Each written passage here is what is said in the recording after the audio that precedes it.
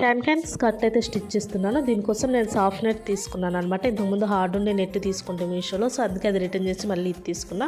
So already ఈ petticoat ఉంటే మొత్తం సైడ్కి ఇలాగా స్టిచెస్ రిమూవ్ చేసేసాను. మనం స్టిచ్ చేయడానికి ఈజీగా ఉంటుంది. అండ్ ఆఫ్టర్ దట్ దీన్ని కట్ చేస్తున్నాను ఇలా. దాని తర్వాత శారీ పెట్టికోట్ ఉంది కదా, దానికి కింద నేను ఆల్రెడీ కొంచెం ఫోల్డ్ చేసి స్టిచ్ చేసుకున్నాను అనమాట. యూజ్ చేయిందే ఉండే దాన్ని కొంచెం కట్ చేసి కింద మళ్ళీ దీనికి పట్టిలాగా వేస్తున్నాను. ఎందుకంటే అది గుచ్చుకోకుండా ఉండడానికి అనమాట కాళ్ళకి స్కర్ట్కి వేసుకున్నప్పుడు.